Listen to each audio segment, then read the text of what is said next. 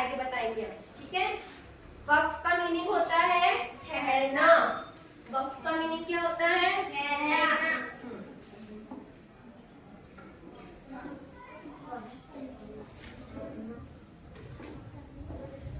वक्फ करने के कायदे, वक्फ का मीनिंग होता है ठहरना।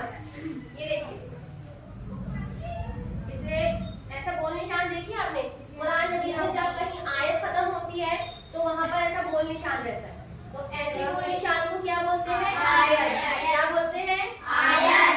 आयत। ऐसे गोल निशान को आयत कहते हैं। इसके पहले, ठीक है, ये गोल आयत है, इसके पहले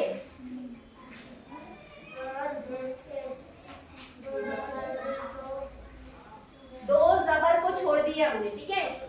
इस गोल आयत के पहले जबर जेर पेश, दो जेर दो पेश आए।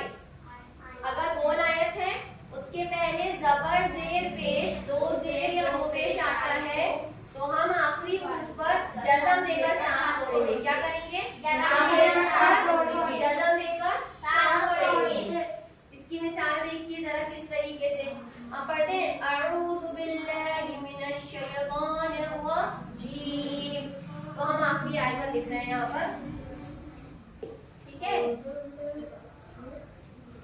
देखो आप मिसाल लिख रहे हैं, ये आयत आई है, आयत के पहले कौन सा वाली एराब आ गई है? जेर की। हमने क्या बोला था?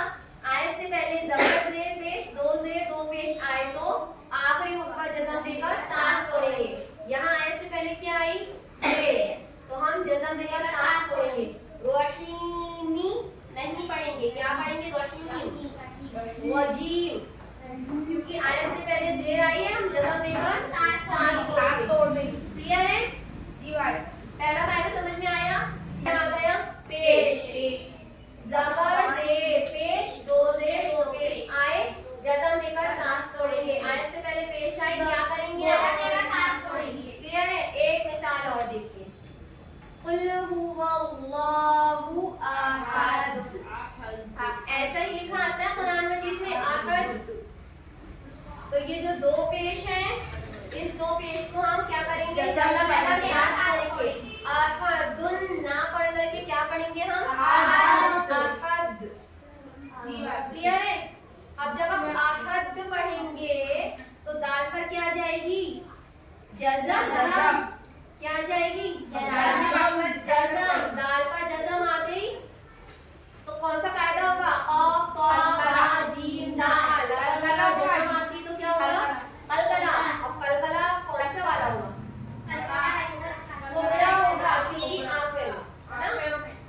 कुल हुवल्लाहु अहद, है ना? समझ में आया? जी, कुबरा आखिर में होता है और सुगरा बीच में। ये समझ में आया? पहला कायदा आया, वक्फ करने का पहला कायदा समझ में आया? आयत से पहले जबर जेर पेश, दो जेर दो पेश को आखिरी पर जज़म देकर सांस तोड़ेंगे। अगला कायदा देखिए, नेक्स्ट सेकंड, ये गोल आयत है, दो जबर पर वक्फ करना हो तो एक जबर के साथ अलिफ पढ़ा जाएगा। यानी कि अगर आयत है और उसके पहले दो जबर आ जाएगा तो हम दो जबर को क्या पढ़ेंगे? एक जबर के साथ पढ़ेंगे। और जब हम एक जबर के साथ पढ़ेंगे तो अलिफ से पहले जबर होता है मद। मद का कायदा क्या है? अलिफ से पहले जबर हो तो क्या होता है? मद। तो जब हम दो जबर को में से एक जबर को पढ़ेंगे, एक को नहीं पढ़ेंगे, तो थोड़ा सा खींच कर पढ़ेंगे, ठीक है। मिसाल देखिए, ये है मिसाल, गोल आयत से पहले दो जबर हो तो एक जबर के साथ अलिफ पढ़ा जाएगा, जैसे आहादन से आहादा। क्लियर है? दो जबर पर वक्फ करना हो तो एक जबर के साथ अलिफ पढ़ा जाएगा।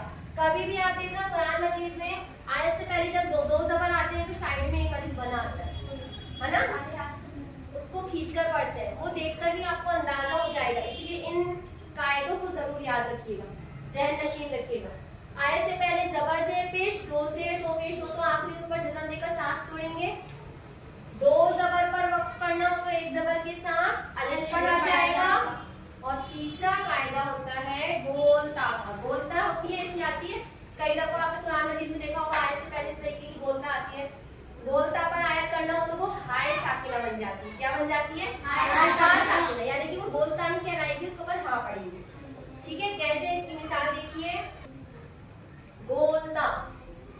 जारियतुन से जारिया। क्लियर है?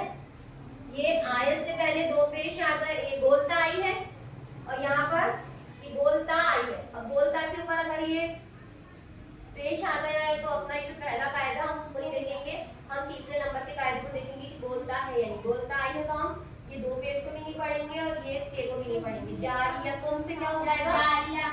इसी तरीके से एक और मिसाल, लागियतुन से लागिया। लागिया। ठीक है? क्लियर है? एक बार तो फिर से रिपीट करते हैं वक्फ करने के कायदे। ऐसे गोल निशान को आयत कहते हैं। ज़बर ज़ेर पेश दो ज़ेर दो पेश पर वक्फ करना हो तो आखिरी हरूफ पर जज़म देकर सांस तोड़ेंगे। दो ज़बर पर वक्फ करना हो तो एक ज़बर के साथ अलिफ बढ़ा जाएगा, जैसे आहदन से आहदा। बोलता पर अलिफ करना हो तो वो हाय साकिना बन जाती है, जैसे जारियतुन से जारिया जारिया। लागियतुन से लागिया लागिया। क्लियर हुआ? वक्फ करने के कायदे बहुत जरूरी है क्योंकि नूरानी कायदे में जितने भी मोस्ट इम्पोर्टेंट कायदे थे कुरान मजीद में, कुरान मजीद को तजवीद के साथ पढ़ने के, रूल्स के साथ पढ़ने के, कहाँ इक्फा करना है, कहाँ गुन्ना करना है, कहाँ इगलाब करना है, कहाँ पुर पढ़ना है, कहाँ बारीक पढ़ना है, ये सारे कायदे आपने समझ लिए। अब कहाँ रुकना है, कहाँ नहीं रुकना, कहाँ खींचना है, कहाँ पर ता पढ़ते हैं, कहाँ पर हाय साकिना कर देते हैं, ये सारी चीजें भी बेटा आपको पता होना जरूरी है कि ज़बर ज़ेर पेश दो ज़ेर दो पेश आती है आने से पहले जज़म देकर सांस तोड़ देंगे। अऊज़ु बिल्लाहि मिनश शैतानिर रजीम निर्रहीमी नहीं पढ़ेंगे। अक्सर आपने देखा होगा बहुत सारे लोग ये पढ़ने में मिस्टेक करते हैं। क्या करते हैं? ज़ेर कर देते हैं। क्लियर है सभी को? समझ आया? हमें नहीं करना है। अक्सर आपने देखा अल्हम्दुलिल्लाहि रब्बिल आलमीन, ये गलत है ना? तो हमें ऐसा नहीं पढ़ना है और जो ऐसा पढ़ता है उसकी इस्लाह करना है। वक्त के कायदे में पहला कायदा है जज़म देकर सांस तोड़ेंगे। कब?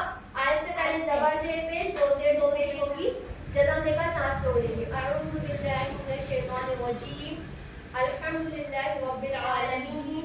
क्लियर है? सेकंड कायदा दो ज़बर पर वक्फ करना। आयत से पहले दो ज़बर आएगी, हम क्या करेंगे? एक ज़बर के साथ अलिफ पढ़ेंगे, जैसे आहदन से आहदा। इन्ना मअल उस्री युस्रन से युस्रा। पढ़े हैं ना आपने? इन्ना मअल उस्री युस्रा तीसरे पारे में आई है सूरा में। ठीक है, फिर बोलता बोलता आएगी तो हम क्या करेंगे? उसको हाय साकिना पढ़ेंगे। बोल आयत से पहले बोलता आए तो हाय साकिना हो जाएगी। जारियतुन से जारिया लागियतुन से लागिया ला तस्मउ फीहा लागिया लागियतुन से लागिया। क्लियर हो गया ये कायदा? इसके बाद है नूरानी कायदे में 18 दखली तशदीद माआ तशदीद। उसमें कुछ खास नहीं है, उसमें बस ये है बैक टू बैक तशदीद आई है, तशदीद के बाद दोबारा तशदीद आई है, और तशदीद के बाद जब तशदीद आई है तो हमें उसे बहुत सख्ती से पढ़ना है। जैसे इल्लीना इल्लीयूना यज़क्का यज़क्का मुज़म्मिल। क्लियर है? ये है तख्ती नंबर 18 का कायदा जो हमने आपको ज़बानी एक्सप्लेन कर दी है। ज्यादा कुछ नहीं है, उसे सख्ती से पढ़ना है, हिज्जे करके पढ़ने की प्रैक्टिस करना। नेक्स्ट